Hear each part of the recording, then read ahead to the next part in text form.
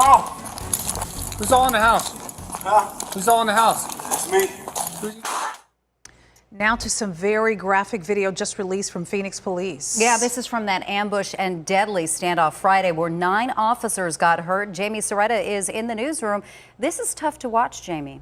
It really, really is. We want to warn you, this video is so scary to watch. Phoenix police just tweeting out these videos. It's body cam footage from the first officer who arrived on the scene. The suspect lures in that officer, then opens fire. We're going to play that full 26-second clip for you now. Come on. You're choking on our own blood. Come on, bro. Come on.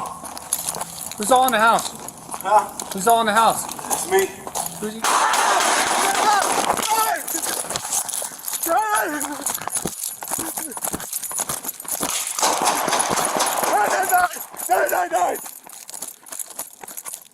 I've been shot. No. Police say that gunman is 36-year-old Morris Jones. He shot and killed his ex-girlfriend, Shatifa Lobley, at that home near 51st Avenue and Broadway Road Friday morning. In this video, you see him telling that first officer who showed up without backup to hurry in because she was bleeding out. Then he pulls his gun and starts shooting him point blank. This is not the only time Jones would open fire. A man walked out of that home with a 1-month-old baby, put the baby on the ground. As officers tried to get close to that newborn, Jones fired at officers again. We now know that man is Lobley's brother, and the baby was Morris and Lobley's child. Morris killed himself in that standoff. 9 Phoenix police officers were shot or hurt by shrapnel. They have now all been released. So what I will say is this: dude made a smart decision by killing himself because he was never getting out. So let's go over everything they said. 9 Phoenix police officers were shot and killed. Dude killed himself, and he basically killed himself in that standoff. The dude killed his ex-girlfriend, which that's what the police car was about anyway, because she was in there bleeding out on the floor. He had smoked her. He was 36. Once his brother came to try to pick up his baby, he opened fire again, so they had to put the baby down. And once the police tried to get close to him, so that's when he opened fire and he ended up killing himself. Now, let's analyze this situation. Let's break this down.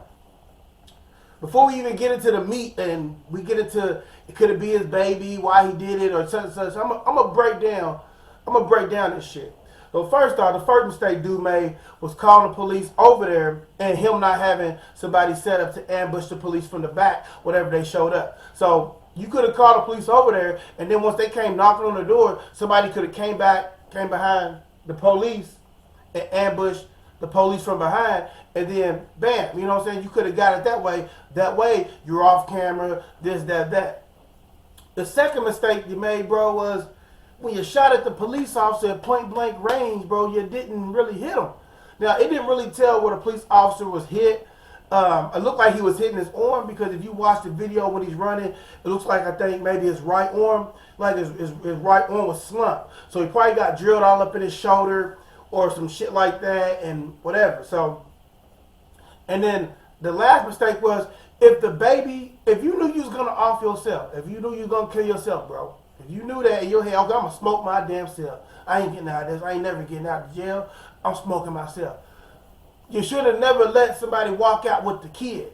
See what I'm saying? Now, you should have used the kid. You should have kept the kid and used the kid to buy you some more times, buy you a few more hours of life, bro. Not saying you're going to kill your kid or nothing like that, but still, hey, at least you're still alive. At least you ain't in cuffs. Now, once again, I am not promoting criminal activity. I am not telling anybody to go out here and do anything criminal. I am just saying, if you're going to do something right, make sure you know what you're doing when you do it. I said this in the last video, so this is not a video to promote criminal activity. Now let's break down a lot of the stuff that possibly will come out later on once they investigate all of this stuff. If there's even really a thorough investigation, really, because everybody dead. The dude dead, the girl dead. Only person alive is, I guess, the baby alive, as they said. Well, they didn't say nothing. The only thing alive is the baby and I guess the brother. So you don't know if this woman cheated on him. You don't know if this woman gave him an STD to where he can't get rid of. You don't know if the baby he thought was his wasn't his baby. You don't know if the girl was smashing the brother and that's the brother's baby, and he really didn't want to tell the whole story. So They try to keep it a secret as the brother's baby, but he found out, so he smoked up. Like I said, there's a lot of different things that go into this, you know. And I know he wrong, dude, the perpetrator, he wrong, but you don't know he could have been through a bunch of mental torment with this woman. A lot of dudes go through that. A lot of dudes go with the emotional abuse with women, and I don't mean a woman walking in, they just putting you down and doing all of that. I don't mean any of that. What I'm talking about is the emotional abuse as far as a person not being able to see their kids, or, you know, person out here cheating on them, stuff of that nature, and it works both ways. Like, and this is what I say, man. Like, a lot of these people, man, a lot of people need help out here. A lot of people mentally unstable. There's a lot of mentally unstable people out here who just walking around like they're perfectly fine, but they're really not, because deep down inside, this is the type of stuff that really go through their head. For somebody to sit at a door, so for somebody to sit at a door with a gun by their side and waiting for the police to come on, and then pop the police, he mentally unstable, man. He knew it was over. You know what I'm saying? Instead of trying to invite the police in, and I don't know what happened, I just got here, because the police only know what you tell them.